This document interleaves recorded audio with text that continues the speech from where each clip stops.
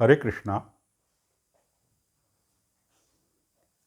भगवान श्री कृष्ण का एक नाम जगन्नाथ भी है। जी हाँ, जगन्नाथ।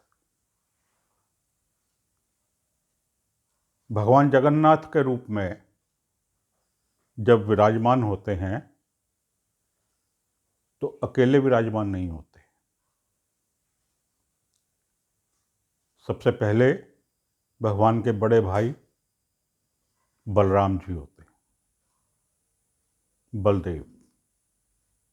बीच में भगवान श्री कृष्ण की बहन सुभद्रा देवी होती हैं और एक तरफ सुभद्रा देवी के एक तरफ भगवान श्री कृष्ण होते हैं जगन्नाथ जी के रूप में। बीच में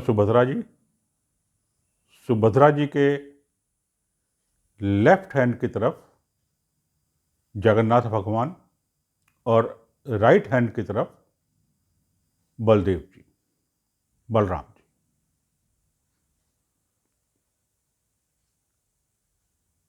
उड़ीसा में जगन्नाथपुरी के स्थान पर बहुत ही विशाल मंदिर बना हुआ है भगवान जगन्नाथ जी का।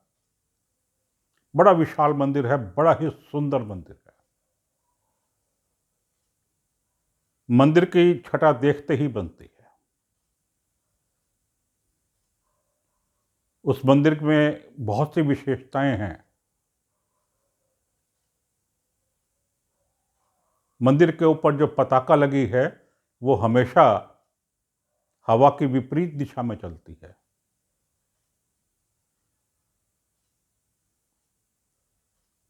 मंदिर के ऊपर एक चक्र लगा है। आप कहीं से भी देखें, किसी भी डायरेक्शन से देखें, वो चक्र आपको अपनी तरफ ही नजर आएगा। इस प्रकार से और भी बहुत सी विशेषताएं हैं। बड़ा कारीगरी का काम होया हुआ है पूरे मंदिर में।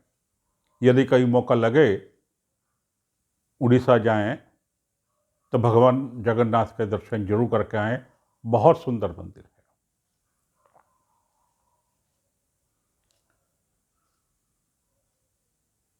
भगवान कृष्ण को, विशेषकर भगवान जगन्नाथ को, सुबह सुबह सबसे पहले खिचड़ी का भोग लगता है। जी हाँ, दाल चावल की खिचड़ी जो हम बनाते हैं घरों में, खिचड़ी का भोग लगता है। भगवान सबसे पहले खिचड़ी खाते हैं। और जगन्नाथ जी का जो मंदिर है जगन्नाथपुरी में, वहाँ की तो खिचड़ी का जो प्रसाद है मशहूर है। पूरा दिन खिचड़ी का प्रसाद वहाँ मिलता है और सबसे पहले खिचड़ी का ही भोग लगता है भगवान को। क्यों लगता है भगवान जगन्नाथ को खिचड़ी का भोग सबसे पहले? इसके पीछे एक बड़ी सुंदर, बड़ी रोचक कहानी है। तो आज मैं आपके लिए यही कहानी लेकर आया हूँ कि भगवान जगन्नाथ को सबसे पहले सुबह सुबह खिचड़ी का भोग क्यों लगता है। तो हुआ यूं कि बहुत समय पहले की बात है।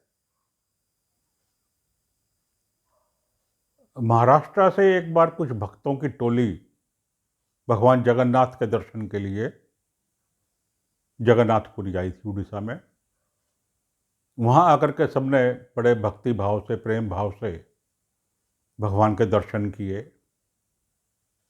कुछ समय वहां रहे और फिर वापस अपने स्थान को चल दिए। उस टोली में एक औरत आई थी, एक लेडी आई थी, वृद्ध थी, बड़ी उम्र की थी। उन्होंने भी जब भगवान जगन्नाथ के दर्शन किए तो खो गई। वो भगवान जगन्नाथ में खो गई। इतना उन्हें मोह हो गया भगवान जगन्नाथ से कि उनका वापस जाने को दिल नहीं किया। बाकी सब उनके साथ ही वापस चले गए, वो जगन्नाथपुरी में ही रह गई।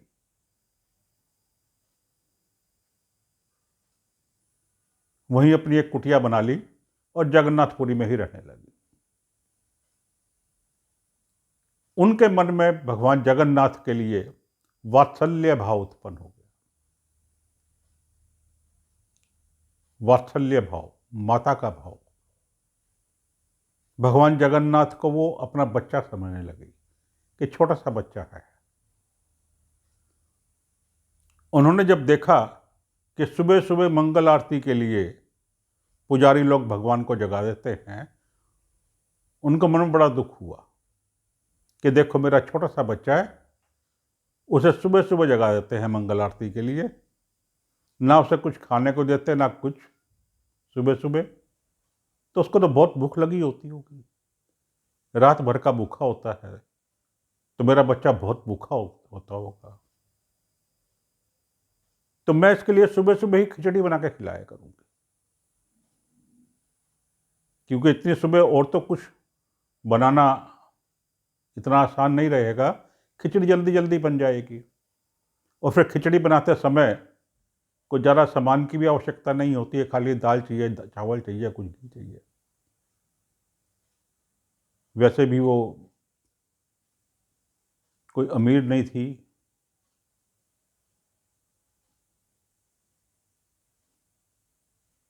वो जो वृद्धा औरत थी, उनका नाम अलग अलग स्थान पे अलग अलग आता है। कहीं उनका नाम कर्माबाई आता है, कहीं कराराबाई आता है। हो सकता है कि महाराष्ट्र के थे तो उनका नाम कराराबाई रहा हो, लेकिन बहुत जगहों पे उनका नाम कर्माबाई भी आता है। तो इसलिए हम इस नाम के चक्कर में झमेले में नहीं पड़ते, हम उन्हें मैया ही कहते हैं। मैया थी, भगवान को अपने पुत्र के रूप में मानती। तो मैया का हर रोज का रूटीन हो गया कि सुबह सुबह उठती थी, उठते ही साथ सबसे पहले खिचड़ी बनाती थी, और खिचड़ी बना करके भगवान का बुलाती थी, भगवान को आओ भोजन कर लो, तैयार है। भगवान जगन्नाथ स्वयं वहाँ आते थे उसकी कुटिया में, आकर के खिचड़ी खाते थे और उसके बाद अपने मंदिर में जाते थे। मंदिर में जब पुजारी मंगल आरती के लिए दर्शन खोलते थे, पर्दा हटाते थे, तो भगवान वहीं विराजमान होते थे, उससे पहले ही खिचड़ी खाए आते थे। एक दिन खाई, 2 दिन खाई, भगवान को इतनी स्वाद लगी, इतना टेस्ट आया खिचड़ी में कि वो कहने लगे कि मैया मेरे लिए हर रोज़ बनाया कर, मैं हर रोज़ आया करूँगा खिचड़ी खाने तेरे पास। मैया ने कहा ठीक है, मैं हर रोज़ बनाया करूँगी, तुम रोज़ आके खाया करना। अब ये डेली का रूटीन हो गया। मैया सुबह सुबह उठते ही साथ सबसे पहले खिचड़ी बनाती, भगवान आते, खिचड़ी खाते और मंदिर में चले जाते। उसके बाद मैया अपना नित्य कर्म, नहाना धोना, सारा काम उसके बाद करती थी। चलता रहा, काफी समय तक चलता रहा। एक दिन एक सन्यासी वहां आ गए, एक संत वहां आए, जहां मैया की कुटिया थी उस साइड में एक संत आ गए। उन्होंने आकर के जब देखा कि मैया तो सुबह सुबह उठती है, उठते ही साथ खिचड़ी बना देती है, तो भगवान आके खा जाते हैं। बड़ा आश्चर्य हुआ। संत कहने लगे कि मैया ऐसे थोड़ा भगवान के लिए कोई भोग बनता है, उसकी विधि होती है, विधि के अनुसार बनाना होता है। मैया ने कहा कि देखो जी ऐसा है, मुझे तो कुछ पता नहीं है, मुझे तो बस ये है कि मेरे छोटे से भगवान हैं, छोटे से बच्चे हैं, उनको सुबह सुबह वहाँ जगा देते हैं, रात भर के भूखे होते हैं, भूख लगी होती होगी तो मैं तो सुबह सुबह उनके लिए बना देती हूँ उठते ही साथ, ताकि वो खा लें, पेट भर जाए, उसके बाद जो मंदिर में होना है होता रहे। उन्होंने कहा नहीं नहीं भैया, ये तो तुम गलत करते हो। मैया ने कहा ठीक है, फिर आप बतला दो कैसे करना होता है, मैं तो वैसे कर दूंगी। उन्होंने कहा देखो, सुबह उठो, उठ करके अपने नित्य कर्म से निवृत्त होकर के स्नान करो, नहाओ, नहाने के बाद जो तुम्हारी रसोई है, चूल्हा है, उसको साफ करो, बिल्कुल धो धा करके साफ करो। बर्तन जो है भगवान के, जिनमें भगवान के लिए खिचड़ी बनेगी और जिनमें बैठ करके भगवान भोजन खाएंगे, उनको सबको धो करके मांज करके साफ करो। उसके बाद तुम खिचड़ी बनाओ और फिर वो खिचड़ी भगवान को भोग करो। ठीक है महाराज, जैसे आप कहो, मैं तो वैसे कर लूँगी, मुझे तो कुछ पता नहीं है, जैसे आपने बतलाया है मैं वैसे कर दूँगी। अगले दिन मैया ने कहा कि उनसे कहा कि ठीक है, मैं सुबह करना शुरू कर दूंगी, आप यहीं बैठ जाना, मुझे बतलाते रहना कैसे करना है, मैं करती रहूँ। संत ने कहा ठीक है। अगले दिन सुबह मैया उठी, नित्यक्रम से निवृत्त हुई, नहा धो करके रसोई में आ गई। संत जी वहाँ बैठे थे। भगवान आए अपने समय पे खिचड़ी खाने। मैया तो नहा रही है, फिर वापस चले गए। फिर थोड़ी देर के बाद आए। अभी तो चौका चूल्हा सफाई हो रही है, बर्तन की सफाई हो रही है। जैसे जैसे संत ने कहा कि अब तुम ये चौका साफ करो, चूल्हा साफ करो, बर्तन मांजो, मैया करती गई। भगवान चले गए, देखा कि सुबह होने को आई है, अब तो मंगल आरती का समय होने वाला हो रहा है। थोड़ी देर के बाद फिर आए, देखा अभी खिचड़ी बननी रखी है, अभी बन रही है। बड़ी दुविधा में भगवान कि अब क्या करूं, अभी तो यहाँ खिचड़ी बन रही है, उधर मंगल आरती का समय होने वाला है। जब पर्दा खोल लेंगे मैं वहां नहीं हूँगा तो गलत बात। चले गए वापस। फिर वापस आए थोड़ी देर में, तो देखा कि खिचड़ी बन गई थी। मैया ने खिचड़ी कटोरे में डाली, डाल करके दे दी भगवान को। गरम गरम खिचड़ी कैसे खाएं, उधर मंगल आरती का समय, पहुंचना भी जरूरी है। भगवान ने फटाफट गरम गरम खिचड़ी थोड़ी सी खाई, हाथ मुंह भी साफ नहीं कर सके, फटाफट पहुंचे मंदिर। जाकर के वहां खड़े हो गए, तभी मंगल आरती का समय हो गया। पुजारी लोग आ गए, घंटे बजने लगे। पुजारी जी ने पर्दा हटाया।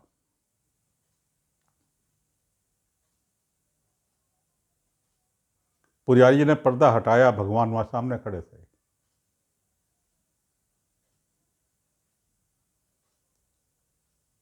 बिजली पहले थी नहीं, लाइटें नहीं थी। हाथ में दीपक लेकर के ही आरती की जाती थी भगवान की।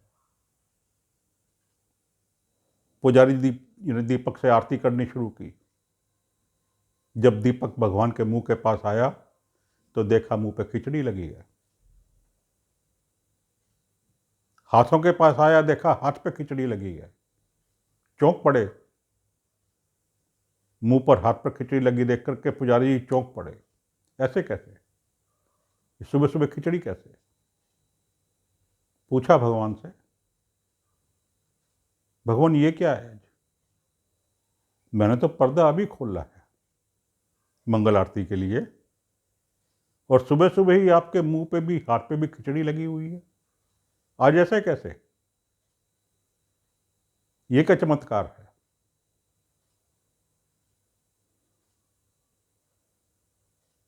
भगवान प्रकट हो गए। प्रकट होकर के कहने लगे पुजारी जी को कि देखो, मैं तो हर रोज सुबह खिचड़ी खा के आता था, उसके बाद ही यहाँ आकर के खड़ा होता था खिचड़ी खा करके, और आप मंगल आरती शुरू करते थे, पेट भर के आता था। तो भगवान कहाँ खा के आते थे? मैया के पास। बतला दिया ठिकाना, कहाँ खा के आते थे? मैया के पास। और आज वहाँ कोई एक संत आ बैठे हैं, उन्होंने आकर के सारा काम गड़बड़ कर दिया। पहले मैया सुबह सुबह उठती थी, उठ के मेरे लिए खिचड़ी बनाती थी, उसके बाद ही कुछ और करती थी, और मैं जाके खिचड़ी खा के फटाफट आ जाता था। अब जो संत वहाँ आए हैं, उन्होंने आकर के कर दिया कि पहले स्नान करो, चुक्का चौला साफ करो, बर्तन साफ करो, बनाने के बर्तन मांजो, खाने के बर्तन मांजो, ये सब कुछ करने के बाद फिर खिचड़ी बनाओ। अब उस चक्कर में मुझे 4 बार तो वहाँ जाना आना पड़ा। कभी मैया स्नान कर रही है, कभी मैया चुक्का चौला साफ कर रही है, कभी मैया बर्तन साफ कर रही है, कभी अभी खिचड़ी बन रही है। और जब खिचड़ी बनी तो इधर मंगल आरती का समय हो गया, तो जल्दी जल्दी में वो भी बहुत गर्म गर्म उबलती हुई खिचड़ी खा के आया। हाथ मुंह पूंजने का भी, साफ करने का भी समय नहीं मिला, क्योंकि यहाँ समय हो गया था। तो तुम ऐसा करो, वहाँ जाओ और जाकर के वो जो वहाँ बैठे हैं उनसे कहो कि वो जाएं और अपना कहीं और ठिकाना ढूंढें।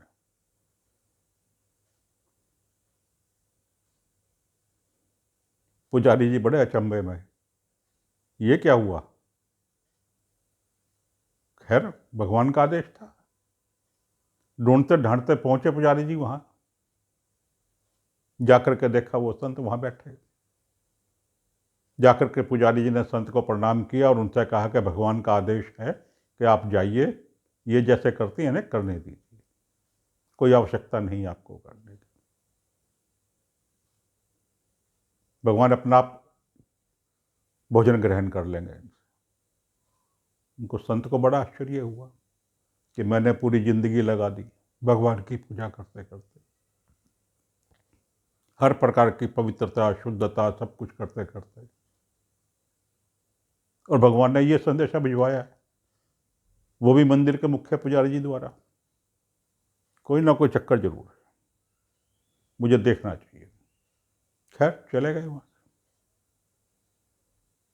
पुजारी जी ने अम्मा को कहा कि मैया, जो इन्होंने कहा है सब कुछ भूल जाओ, जैसे तुम पहले बनाती थी भगवान के लिए खिचड़ी वैसे ही बनाओ, उसमें कोई बदलने की आपको जरूरत नहीं है। मैया ने कहा कि मैं तो सुबह सो के उठती थी, उठते ही साथ सबसे पहले खिचड़ी बना देती थी, बाकी सब कुछ स्नान भी बाद में, नित्य कर्म भी बाद में, चौका चूल्हा भी सफाई बाद में, बर्तन भी सब कुछ बाद में करती थी, सबसे पहले खिचड़ी बनाती थी और आकर के भगवान खा जाते थे। उन्होंने कहा वही करो, बिल्कुल वही करो, जो कुछ इन्होंने कहा भूल जाओ। ठीक है, कह के पुजारी जी चले गए।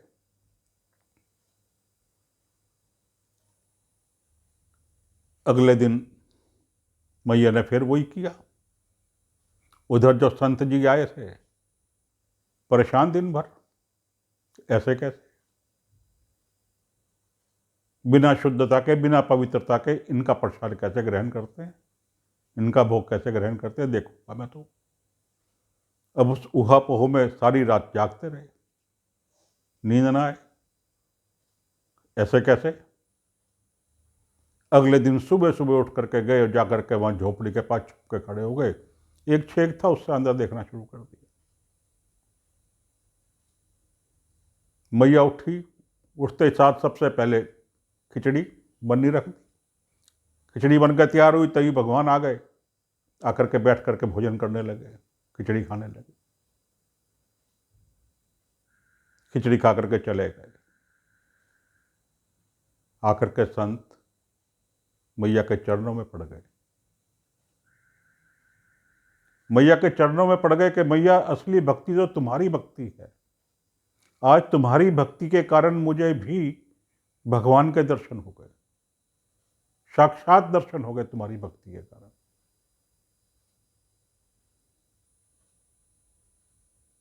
उधर मंदिर में पुजारी जी को पता लगा कि रोज इतनी दूर खिचड़ी खाने जाते हैं भगवान।